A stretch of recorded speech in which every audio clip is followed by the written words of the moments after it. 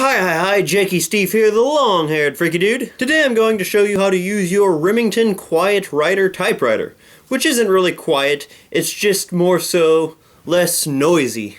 But if you're using a typewriter in the first place, you're probably using it because you like the noise. Now this video is for both beginners and people who have already used a typewriter before. In the beginning I'm going to cover the basics, how to roll in the paper, how to type, that sort of thing. And then later in the video I'm going to show you some more complex features of your Remington Quiet-Riter. And if you want to see more videos on how to use typewriters or typewriter maintenance, how to change ribbons, that sort of thing, different models of typewriters as well, please be sure to check out my typewriter playlist or check out my channel. There will be many new videos in the future. Let's get started, shall we? Well, hello. Here is your Remington Quiet-Riter. This is a portable typewriter. It's kind of heavy for a portable typewriter, but it is nonetheless a portable typewriter. And this kind of typewriter was made in the early 1950s by the Remington Company. Before we get started, I just want to go over a few basic parts of your typewriter. Up here we have your carriage, which essentially just moves across your typewriter, and its basic purpose is to carry your paper across the typeface, right here. There are many important pieces on the carriage. Right now I'm just going to go over their names. I'm going to go over their function in just a little while. Right here we have the carriage return lever. We have the platen, which is this big rubber cylinder. We have the paper bail rail with these two little knobs. They are adjustable. Not too necessary, but they are adjustable. We have your paper table right here. Your margin spacers. Your carriage release levers. There's one on the other side, one right here, and one right here. You have your platen knobs, also on either side of your typewriter. And on this side there are two additional platen options, which we'll get into later, right here and right here. And over here we have the paper release lever. And finally, for the portable option, you have the carriage centering lever. Now the first thing we want to do is feed our piece of paper into the carriage. Essentially what it's going to do, the paper is going to roll around this rubber platen up to the typeface so that our keys can strike it. To insert your piece of paper, you have to flick this paper release lever up, and essentially what that does, I don't know if you could see it, but there's a little rubber roller, a tiny rubber roller back here, and it pulls it back. And this will allow us to slide our paper down across the paper table, and you just push that in a bit just between the platen, and then you flick your paper release lever back. And then that little rubber roller inside will grab your piece of paper. And now you can roll it with the platen. Now if your paper release lever is up, you will not be able to roll your paper.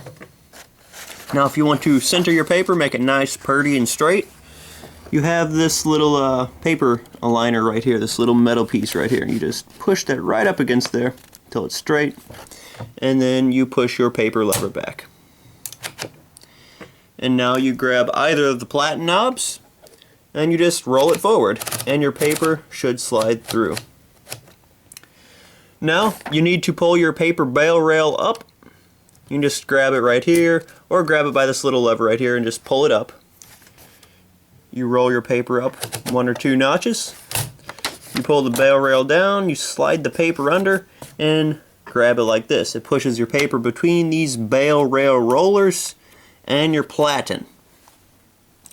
This keeps your paper nice, flat, and straight for your keys to strike it. Now what you want to do is you want to push the carriage return lever all the way over and pull your carriage over as far as it can go. And then it'll stop, and now you can resume or begin your typing. Now we're going to briefly go to the typeface here. All you need to do to type on your Remington Quiet-Riter is to simply type a key. You know, just boop, boop, boop, boop, boop. And as you press a key, it writes, and then it also moves the carriage over 1 space, like so. Then, as on a typical keyboard, you have your space bar, and this is your typical QWERTY setup, A through Z in the QWERTY fashion.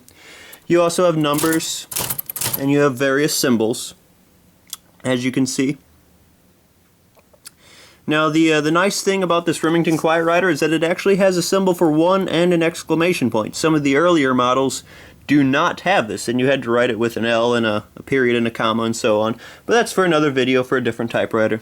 Now, what happens whenever you strike one of these keys? Well, as you can see back here, it's attached to a little lever, and that is called your type lever. You push this, it pulls the type lever. And then you see in here, this is called our basket. This is where all the keys are. And then you pull that, the type lever then pulls the type bar up, then it swings it up, and that little piece on top is called the type slug.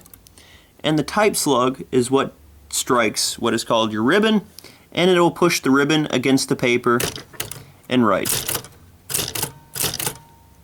So your basket is made up of type bars and type slugs. This little metal chunk which pulls your ribbon up whenever you strike, that is your ribbon feeder. Now if you want to write with a capital letter or with one of the symbols above the numbers, what you have to do is hit your shift key, just like on a regular keyboard, regular computer.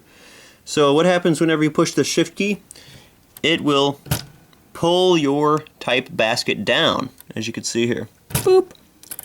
That way, whenever you strike, whenever you hit a key, the upper part of your type slug will hit the ribbon, and the upper part of the type slug has your other character, which is either your capital or your symbol. So now you can see it is capital letters as well as symbols. Now you're going to have to hold the shift key down while pressing letters, and that can sometimes get monotonous and tiring. It is a heavy key to push. So if you want to have it permanently down, you want to write in all caps or all symbols for the time being, you hit your, essentially what is your caps lock key or your shift lock key. You push this key down right here, and that will lock your shift in place. And now you don't have to hold that down, and while you write, it will be all caps. Now what makes the shift lock key different from your caps lock key on your computer? Well, whenever you hit shift lock, it will write all the symbols above the numbers. So your numbers will turn into symbols during shift lock, which is sometimes annoying, in which case you just have to unlock your shift lock by pushing the shift key down, and then your shift lock will pop up, and then you release that and your carriage will pop up, and now you can write in regular numbers and lowercase letters again.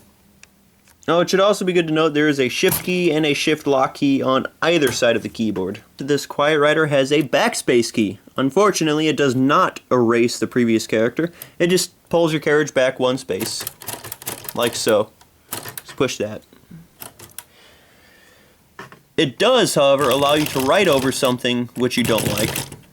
It'll look a bit blobby, but that's okay. So we wrote a C. Let's say we didn't want a C, so we hit the backspace key. And now let's write a D. You can see it just prints a D over the C. In a lot of cases, this is an okay quick fix.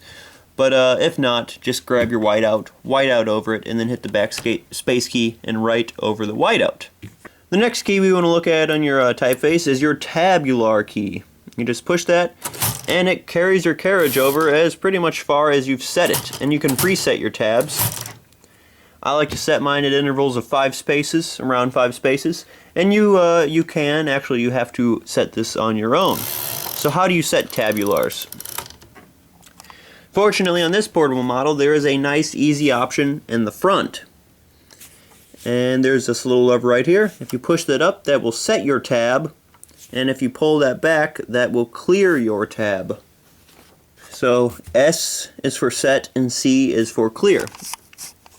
So you go to your space that you either want to set or remove your tab from. Let's say we want to set a tab right here. So now we go down here. We push this up to set. You should feel a little click. And now, let's say you're writing right here. And now you want to hit the tab key all the way over to your set tab. It'll pull your carriage over and stop where you set it.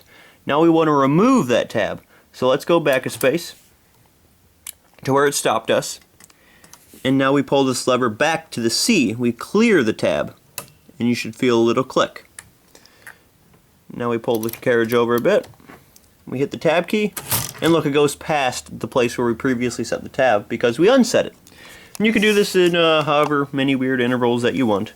Now if you want to manually set your tabs for whatever reason, say this lever's broken or you just want to look at how it works, we're actually going to have to get underneath our machine, underneath our carriage, to manually set it. That is quite annoying. I just usually use the lever for most cases, but if you want to see how it works or how to manually change it, you have to go under your carriage like this, and you see inside of there are these little levers right here. And some of them are pushed back. The ones that are pushed back are where you have tab stops. The ones that are just forward and normal, that is where you do not have a tab stop. So if you want to change that, you just pull, like say with this one right here, we just pull that little lever back. Boom, now it's no longer a tab. If you want a tab, you push it forward. Now we have 4 tabs there, for instance. Now it's just 1. And that is also another way to set your tab stops. Now let's say we're riding along and you hear the ding. What does that mean? That usually means that you have about 6 characters left before your carriage comes to an end, before it can move no further. Now my carriage stops and my type bar will not hit the ribbon. It physically can't. Now in most cases you just pull your carriage return lever over and pull your carriage all the way back. But let's say we were not at the end of our word. We wanted to finish writing G, so on. What you do here is you hit this key right here, which is called your margin release. It says MR. You push that down, and now you can write for a few extra characters before it stops again. Pretty much until the end capacity of your typewriter. Now let's say that you don't like where your margins are set. Let's say you have a wider piece of paper or a smaller piece of paper. Perhaps you're using an index card, perhaps you're writing some poetry and you just need 1 column. To set your margins, let's pull this piece of paper back right here. We see these things on the paper table, these 2 little metal knobs right here. That's where your margins are. You have a left margin and a right margin. To set those, you just push this down and move to the left or right as desired. And wherever that red line is at is where your carriage will stop. And whenever you hit margin release, it'll allow you to write past that all the way to the end of this. The margin release also works on this side too if you want to pull your carriage over just a bit further. But it stops, you hit your margin release, and your carriage will move over all the way to the end right here. You can also set this margin as well. I'd also like to note that each little tick mark on this paper table represents 1 character space, 1 letter space.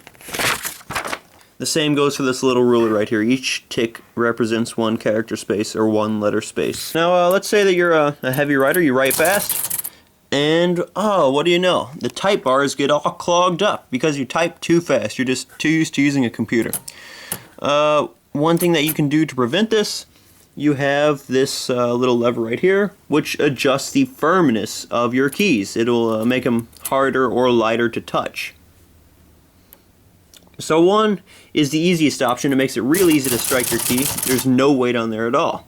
If you move it down to 2, it adjusts the weight. It makes it a bit heavier to type. And you push this down to 3, and that is the hardest option. This will make it harder to write, which is good for fast writers. It clogs the keys up less. And don't fret if your keys get clogged or your type bars get clogged. It's usually not a big deal. You just need to remove them by hand. And they'll usually snap back into place. Now before I get into these 2 levers which deal with the ribbon, let's go back to the carriage and look at the rest of the options, the levers on here. So the carriage return lever, not only does this move your carriage over, it also rolls your paper up a set number of spaces. So let's say we want to write right below this. That's fine and dandy. But if you want to change that, if you want to say write 2 or 3 spaces below every time you pull your carriage return lever, you have this little notch right here, which you can move down between 1, 2, and 3. And that just changes the number of spaces that it moves when you pull the carriage return lever. Let's do 2. So now we have 2. We hit this lever. And boom, now it rolls the platen up 2 spaces every time. Let's do it 3 times. Or let's move it down to 3 now. Sorry. Now it writes 3 spaces below. You can set that as desired. I like 2 spaces because you usually double space something, but if you're doing a nice neat document, 1 is the preferred option. Now if you want to write, let's say fractionally between lines or just set it in a random place on the line, you have 2 options for this. The temporary option is to just push in this little metal piece right here on this knob and twist the knob while pushing it, and it'll unlock the platen and allow you to roll it to wherever you like.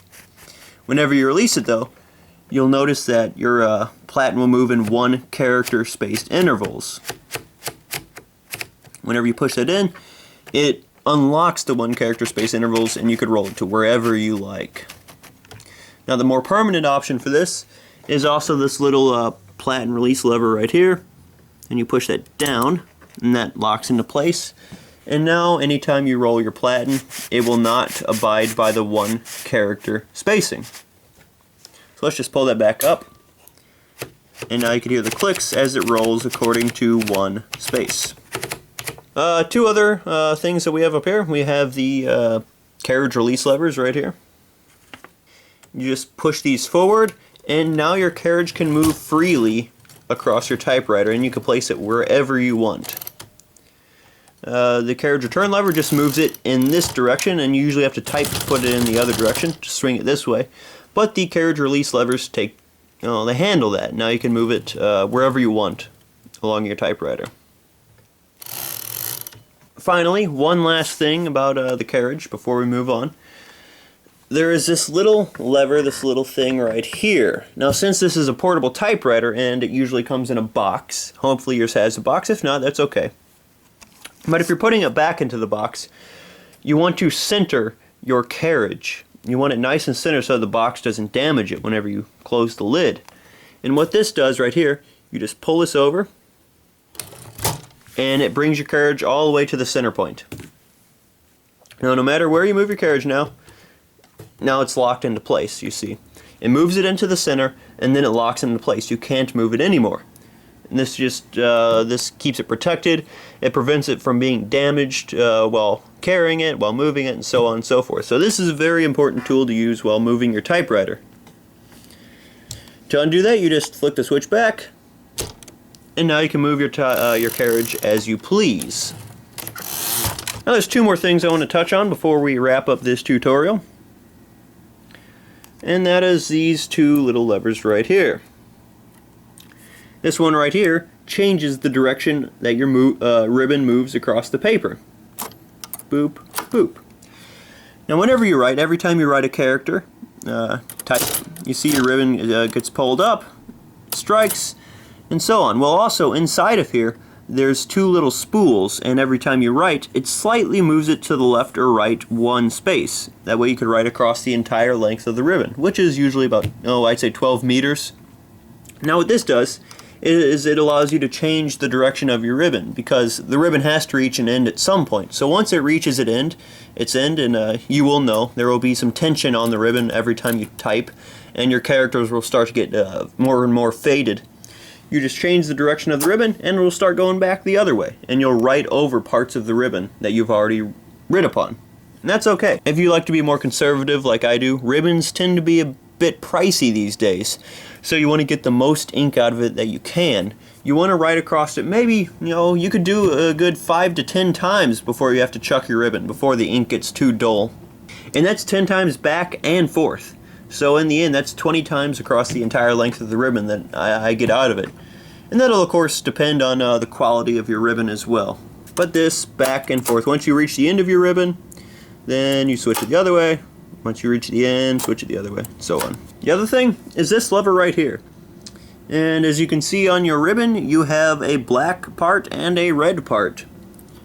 Down here you have a black dot, red dot, and a white dot. We'll get to the white dot in just a moment. But if you want to write on the red part of your ribbon, you flick the lever over to the red, and now you write in red characters, which is pretty nifty. Now you want to write back in black, you go over here. Now a popular thing today is all black ribbons. So if you have an all black ribbon, you just move this lever over to the red dot, and now you write in the bottom half of the ribbon, which is pretty useful. You get 40 uses out of your ribbon instead of 20. But a lot of people, like me, still like to go with the black and red ribbons, even though the red part really has no use. It was mainly meant for accounting, writing negative numbers and such. I use it for crossing out words that I no longer want in my writing, for sort of like editing stuff out. But other than that, it really has no use. So the only reason really to have a black and red ribbon, and this is my main reasoning, is because it looks cool. It looks awesome. A typewriter is just much more appealing with a black and red ribbon than a black and black ribbon. So is it sort of a waste getting the red half? Yeah, but it looks cool. Now what is this this white dot right here? Essentially this locks your ribbon from being pulled up, and now you just dry fire across your paper and your flat. You probably aren't going to use this feature unless you want to do some old style copying, but what it does is it just leaves an impression in the paper. It indents the paper with your character. And then whenever you pull your paper out, you can feel the impressions on the other side. It's sort of like braille reading, except with characters. And what you would usually use this for, you would put wax paper in there, you would leave the impression, and then you would take the wax paper out, roll some ink over it, and then you could make copies. That was the old-fashioned way of making copies of something. But more likely than not, you're just going to use your handy-dandy copying machine, even though you have a typewriter. So this option probably will not be used, ever. One last thing. You have this nifty metal protective cover over your type basket, and your ribbon spools as well. If you want to pull it up, you just put your thumb right on the metal edge of this, grasp the side firmly, and push up. It's harder with one hand. You should do both hands, but you just put some upward pressure on that metal rim, and this will pop up nice and easy. Be sure your carriage is pulled over so it don't hit the carriage return lever. You just swing that up, and you can look inside the hood of your typewriter, which is kind of neat to see how it works and such. You got these two spools. If you need to take it out to change your ribbon, which I'll have a more elaborate video on later, you just simply pull them out, boop, and you can either replace the spools. I don't like to do that. I like the old metal spools, so I just re-spool my ribbon instead of changing the spools. And you can also see how your typewriter works, which is kind of cool. It's a very emotional moment for me, seeing how she works. You can see how the spools move over with each time, and if I change the direction with this direction one, you can see how the direction of the spools change. See, now it's going backwards instead of forwards. Well, I'm Jakey Steve, the long-haired freaky dude. I hope this video was helpful. If you have any questions, feel free to shoot those in the comment section below or to shoot me an email. I'll respond within a week or so. Thank you for watching. See you in the next video. Be sure to have a great day.